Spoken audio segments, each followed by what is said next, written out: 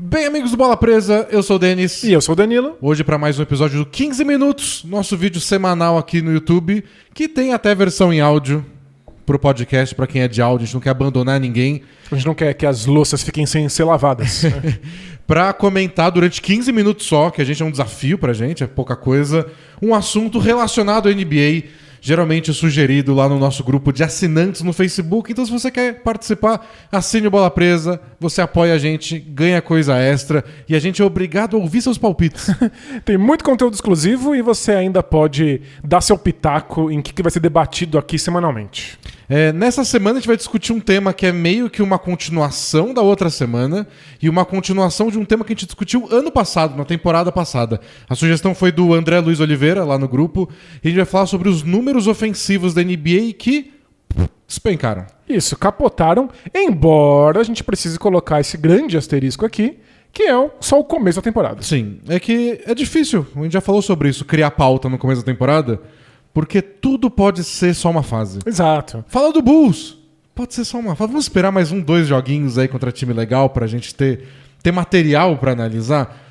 Com tudo vai ser assim, qualquer jogador, com qualquer time, com tendências da liga, não tem o que fazer. Não tem, mas a gente tá vendo números que são muito impressionantes a princípio e acho que pelo menos dá aí uma direção para que a gente acompanhe ao longo da temporada. Se esses números mudarem ou se esses números se mantiverem, vai ser assunto. Então a gente precisa saber o que está acontecendo nesse momento. E foi a semana passada que a gente falou sobre as novas faltas que estão tendo menos lances, gerando menos lances livres. Vai ser assim para sempre? Apontamos e agora vamos ficar de olho. Isso, e agora tá todo mundo olhando. E agora até a arbitragem virou assunto de discussão aí no Twitter NBAístico da vida. Isso. E ano passado a gente falou sobre os ataques estarem quebrando recordes positivos. Agora tá tudo voltando, andando para trás. Temos que discutir de novo. Pois é. Então vamos lá, 15 minutos, pode virar ampulheta? Bora! Está valendo, não tem um corpo estendido no chão. Por enquanto. Por enquanto.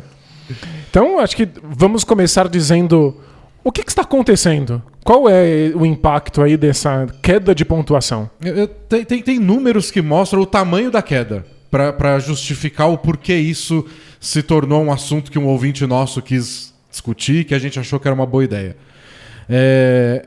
Contando eficiência ofensiva. Então, pontos marcados a cada 100 posses de bola, pra gente não ficar perdido em épocas diferentes, que o jogo é mais lento ou mais rápido. Estamos com 106,2 pontos marcados por time a cada 100 posses de bola, em média, nesse comecinho de temporada. No ano passado, que foi o ano do recorde, da maior marca da história, foram 112,3. Então, são 6 pontos a menos por time a cada 100 posses de bola, o que é muita coisa. Então, e isso em si já é uma informação interessante, porque a gente vem de um recorde de pontos na história da NBA, mas era uma subida constante. A NBA estava melhorando em pontos há muito tempo. Nos últimos anos era 108, aí 110, alguma coisa, 110, alguma coisa, 112, alguma coisa, e aí voltou para 106, que é a menor marca desde 2014 e 2015. Pois é, muito tempo. Então tava há 6, 7 anos subindo pouco a pouco, depois cai 7 anos de uma vez só, se manter esse número até o fim da temporada, claro. Mas ainda assim, né, a gente tem um fato aqui, que é nesse momento da temporada estamos vendo uma queda, e essa queda não é só uma queda, é uma interrupção de um longo ciclo de subidas. Né? E vários números estão acompanhando isso. O maior número de turnovers por posse de bola desde 2014 e 2015. Como a gente falou no passado, menor média de lances livres tentados por jogo na história da NBA. E a marca da bola de 3 pontos, que é uma coisa que sempre é muito constante na NBA. Quando você arremessava pouco, quando você arremessa muito, é sempre muito parecido. Tá num dos níveis mais baixos que a gente já viu na NBA. Tá com 34%, a média geral da liga. Pra você ter uma ideia, na temporada passada foi 36,7%. Foi recorde? Foi recorde. E os 34% dessa temporada, menor marca desde a temporada 93-94. Uau, faz muito tempo. Faz muito tempo. É a primeira vez desde a temporada 2011-2012 que fica abaixo de 35%. Mas aquele ano foi 34,9. E a gente tinha essa questão de que a NBA está recebendo cada vez mais especialistas em arremesso de 3 pontos. Por outro lado, as defesas estão cada vez mais preocupadas em parar esse tipo de arremesso. E aí é como se uma coisa equilibrasse a outra, e a gente tinha melhoras de aproveitamento, mas estava sempre ali numa média mais ou menos estática. Essa queda é um indício de alguma coisa. Era uma coisa estática e começou a crescer um pouco. Temporada passada deu um salto positivo e agora recuou demais de uma vez só. Eu quero uma explicação, porque mesmo que volte ao normal, eu quero saber por que esse começo foi tão ruim. Exato, alguma coisa está acontecendo. Mesmo que não seja uma tendência pra ficar, eu quero saber o que aconteceu nessas 2 semanas aí, 3 semanas quase, pra saber, e aí? Vai acontecer de novo? O que os times podem tirar disso? Ou é só aleatório? O que pode ser. Pode ser. A gente não tem dados suficientes pra dizer que não é só acaso. Mas como a gente está vendo essa diminuição em vários aspectos diferentes, inclusive, é importante a gente lembrar, não estamos falando aqui de uma queda de pontuação que está inteiramente atrelada à queda de lances livres cobrados. Não. É muito menos pontos marcados por jogo do que a queda de lances livres. Né? Não, o aproveitamento de arremesso está mais baixo, aproveitamento de bolas em geral, em bolas de 3, são mais turnovers, são várias coisas e o lance livre está no meio. É mais um fator, mas é um deles e é pequeno. Então, pode ser acaso, mas são tantos fatores diferentes, todos caindo ao mesmo tempo, parece que tem alguma coisa rolando. Parece que tem alguma coisa rolando e a gente não sabe o que é. Sei que todas as defesas parecem melhores de uma hora para outra. Tem até um número legal, que na temporada passada o Lakers foi a melhor defesa da NBA, sofrendo 106,8 pontos a cada 100 posses de bola. Nessa temporada, o mesmo Lakers, mesmo não, mudou completamente. A mesma franquia sofre 107,1 pontos a cada 100 posses de bola. Então sofre 0,3 pontos a mais. Parece que não é nada drástico, né? Nada absurdo. Né? Bom, não é mais a melhor defesa, é a 18ª. Ou seja, tá entre as piores defesas. Né? Tá na parte de baixo, tá na metade de baixo. Então é porque todo mundo agora tem uma defesa melhor do que tinham na temporada passada. É bem esquisito, é difícil. A gente fica com aquele pé atrás, tipo, não vamos exagerar na reação depois de tão pouco tempo, mas é muito difícil não falar sobre isso. É muito. E talvez explique até algumas dificuldades que a gente está vendo de times específicos. Por exemplo, o Blazers e o Mavs tiveram começos bem atrapalhados de temporada, e aí a gente vai ver o aproveitamento de arremesso do Lillard e do Doncic. Os dois... o Lillard tem 25% de aproveitamento de pull-up, daqueles arremessos em que o jogador tá batendo bola e de repente ele sobe. E o Doncic tem 30% de aproveitamento. E são jogados baixíssimos, né? E são jogadores conhecidos por esse tipo de arremesso, né? Tanto o Lillard quanto o Doncic, eles não ficam lá parados esperando alguém passar a bola. Não, eles estão com a bola na mão o tempo inteiro, driblando, aí de repente eles sobem e arremessam. Esse pavor deles poderem subir e arremessar a qualquer momento, que fazem os dois serem as estrelas que são. E são arremessos que, historicamente, tradicionalmente, são arremessos ruins, são arremessos de baixo aproveitamento. Esses times só permitem que as suas estrelas tentem esses arremessos porque eles conseguem acertar. Eles não estão acertando agora, e é claro que as escolhas que os times tomaram de dar esse tipo de liberdade para eles, agora tem um custo. E não são muitos jogadores que tentam esse tipo de arremesso, por causa de tudo isso que você falou. São as estrelas, mas os que tentam, parece que todos tiveram aproveitamento, estão com um aproveitamento mais baixo do que nas últimas temporadas. Os mais extremos são esses, mas tem o Tatum, que a gente viu mais cedo. O Tatum tá acertando 36% desses arremessos, né? Então parece uma tendência geral. Isso explica um pouco até porque tantos os cestinhas da temporada passada estão com médias de pontos mais baixas do que no ano anterior. Então, sei lá, o Bradley Beal estava com média de 31 pontos na temporada passada, caiu para 24. O Lillard de 28 para 19. Nossa, são quedas muito significativas, né? O Doncic de quase 28 para 22. O Embiid de 28,5 para 21. E foi assim que o Embiid saltou, né? Ele era o cara que ficava na meia distância dando arremesso, ao invés de só fazer post-up e bater lance livre. Ele adicionou isso ano passado no repertório dele, nesse ano não tá caindo tanto. Então são vários jogadores, praticamente ninguém tá conseguindo adicionar pontos do que fazia na temporada passada. Não conseguiram nem igualar. E aí a gente tem agora que continuar assistindo isso, olhar de perto, tentar descobrir o que está criando essa dificuldade para os jogadores ofensivos, mas nesse ponto da temporada a gente só tem acesso à especulação. E bem-vindo ao nosso momento de especular. Vamos especular, porque a gente não tem respostas. Mas a gente pode ter teorias aí propostas e a gente passa o resto da temporada analisando para ver o que pode ser verdade ou não. E a gente nisso pode até tentar recuperar nossas discussões da temporada passada. Porque no ano passado, quando começaram a quebrar recordes, a gente fez a mesma coisa. Tem um podcast especial para quem é nosso apoiador lá no Sparkle, discutindo a temporada dos recordes positivos no ataque. Por que agora? O que aconteceu, né? O que aconteceu. E a gente foi lá e tentou especular, e agora a gente tem que tentar achar as respostas daquilo lá, porque não está se repetindo. E a gente acabou falando naquele especial sobre como as defesas estavam com dificuldade de se adequar aos novos tempos. Os ataques estavam cada vez mais sofisticados, a gente descobriu uma série de questões novas com análises estatísticas de espaçamento, de quanto mais jogadores abertos você tem, mais fácil é você pontuar, de como as bolas de 3 pontos compensam. E as defesas não estavam dando conta de impedir esse tipo de avanço. Parecia que as defesas não estavam um passo atrás no desenvolvimento, vamos dizer assim. Não que seja sempre uma evolução linear a tática na NBA, mas parecia que elas estavam um passo atrás na ideia de marcar times que tem um cara muito dominante com a bola na mão, que pode pontuar a qualquer momento, e ele recebe, 1, 2 bloqueios, tem 4 outros jogadores abertos, todo mundo pode arremessar.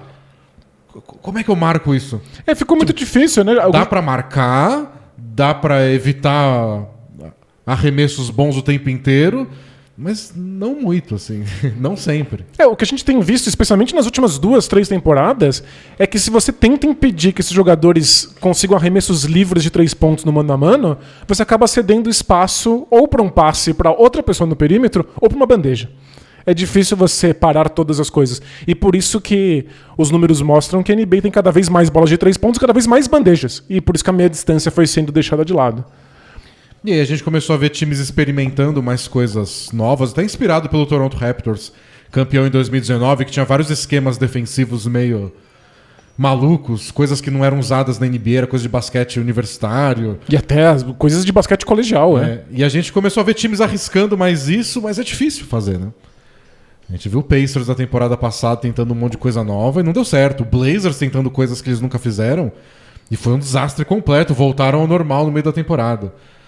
Então parecia que as defesas estavam tentando responder, mas não estavam preparadas para isso. Talvez, e isso a gente vai ter que olhar aí com mais calma, as defesas finalmente tenham alcançado.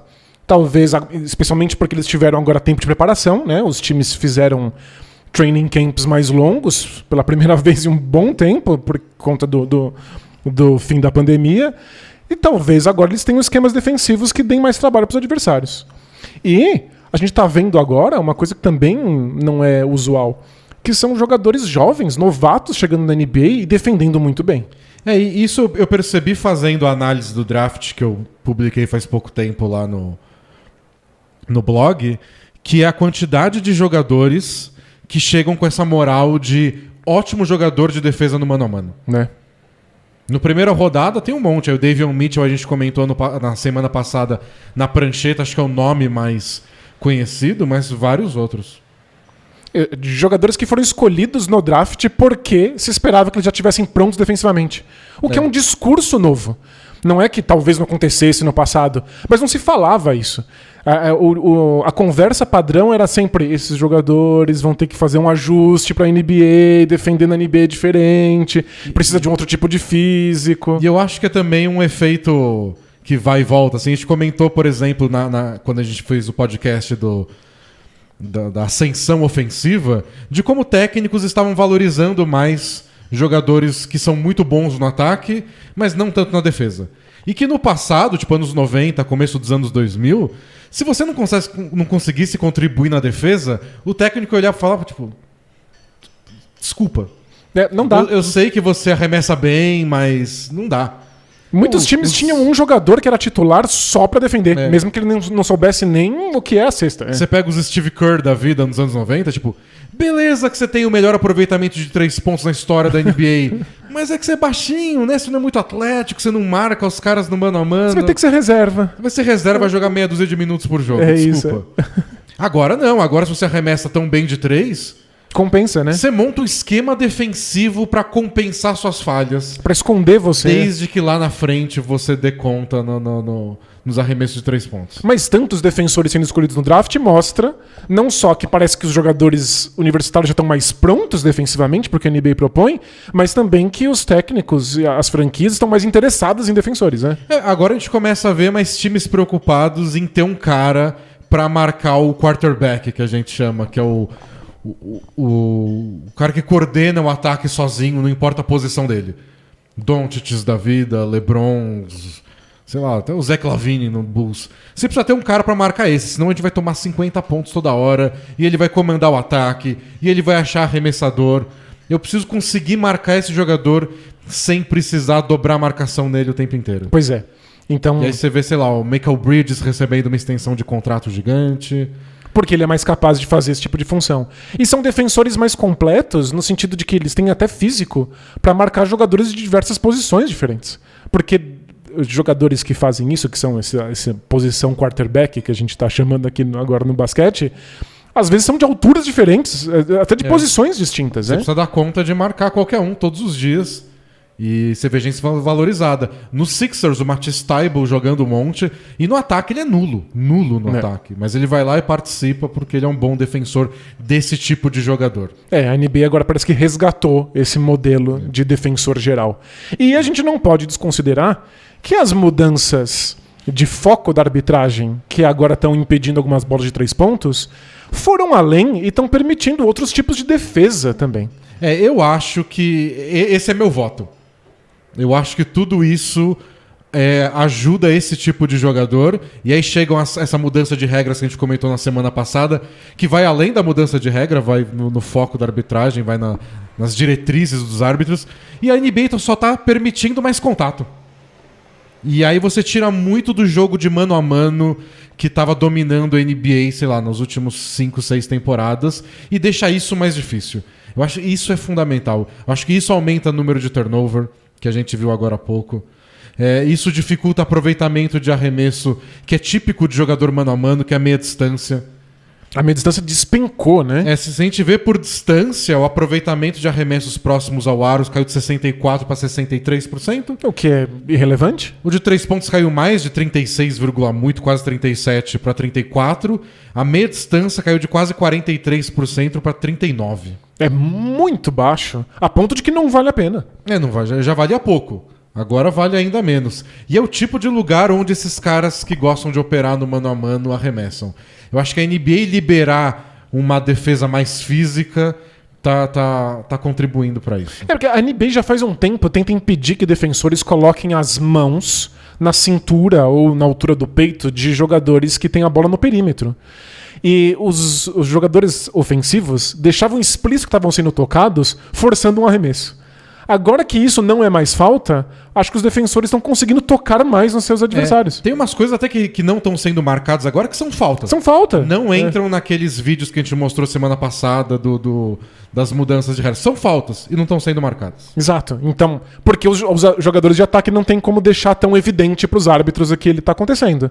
Então isso dá um pouco mais de liberdade para os defensores, dificulta a vida justamente dos maiores pontuadores e parece que isso está tendo um impacto.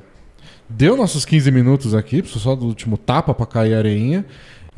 Mas deu tempo de chegar nesse ponto que eu acho que é o principal. Eu acho que os esquemas estão se adaptando, estão entendendo lidar melhor com isso. Os times estão mudando um pouco o foco de... Vamos dar uma moral também para quem defende bem, não só para os bons arremessadores, porque a gente precisa parar esses caras, a gente precisa ter uma chance. Se a gente não tem os mesmos pontuadores que eles, a gente precisa marcar eles. E a gente vê uns especialistas em defesa ganhando mais espaço, mas a mudança de arbitragem tá dando a chance deles brilharem. Marca de um jeito físico, a gente não vai marcar todas as faltinhas, todos os encostões aí, e a gente está vendo mais dificuldade nessa pontuação mano a mano, que é o que dominou a NBA completamente nos últimos anos. Transformou a NBA aí de uns 3 anos pra cá. Ao invés de ter um jogo muito coletivo e girar muito a bola, vários times tiveram muito sucesso com jogo de mano a mano com um único corta-luz. Você traz alguém pra tirar o defensor de cima do jogador que tá com a bola e pronto, ele vai criar um arremesso. Ou força uma troca de marcação, que também é uma defesa da moda dos últimos anos, pra você achar um duelo, um matchup favorável, e vai pro mano a mano. E os Se defensores... dobrar a marcação, você passa para um arremessador. Isso, porque tem um monte deles. E era muito difícil você perseguir um jogador que estava com a bola através de um corta-luz, sem colocar a mão, sem tocar, sem segurar um pouco. E a NBA não estava permitindo que isso acontecesse. Agora, com medo de marcar muitas faltas naquelas bolas de 3 muito confusas, parece que os defensores estão conseguindo escapar com essa. Então é isso, foram anos de mudanças de regra favorecendo o ataque. A NBA viu agora que, depois da temporada recorde do ano passado, talvez seja a hora de a gente ajudar um pouco a defesa. E talvez os árbitros estejam exagerando só. Já que a gente tem que... Pode liberar mais contato e tá liberando mais contato, e tem coisa que é simplesmente falta que não estão marcando. E daqui a pouco a NBA solta novas diretrizes para os árbitros, do tipo, olha, vocês não estão prestando atenção nisso aqui. Nesse aqui tá certo, mas vocês estão deixando a mão no peito. Hand check não foi liberado. Essa regra não mudou. Isso, o hand check que é você tocar no seu adversário quando ele tá no perímetro, para que ele não possa passar por você. Então, acho que talvez isso possa ser corrigido, e aí a pontuação volte a subir um pouco mais, e a gente veja um número mais equilibrado do que esse. É um palpite. Acho que é um processo para as defesas, é um processo para os ataques, mas é também um processo para os árbitros. Sim. Então, vai levar um tempo aí, essa tríade vai se ajustando, vai forçando mudanças umas da outra. Enquanto não muda, a gente segue vendo o que a gente está vendo nas últimas semanas. Muito time com dificuldade de passar dos 100 pontos. O Dallas outro dia perdeu marcando 75. Com o Doncic acertando 30% das bolas de meia distância. Então, os placares um pouco mais baixos que o normal, defesas brilhando um pouco mais, mas a gente vai seguir esse assunto de perto pelas próximas semanas. Boa, então a gente tem aí alguma coisa para olhar com carinho, com cuidado, porque alguma coisa está acontecendo e a gente precisa saber se isso vai continuar aí para as próximas temporadas. É isso aí. Então é isso, pessoal, a gente se vê. Amanhã tem prancheta aqui no YouTube, quinta-feira tem ao vivo do podcast aqui no YouTube, sexta tem ele editado no seu agregador favorito, e assine o Bola Presa pra você palpitar no assunto da semana que vem. Boa, você tem acesso a um monte de conteúdo exclusivo e ajuda a gente a continuar existindo. Então a gente se vê logo. Tchau! Tchau, tchau!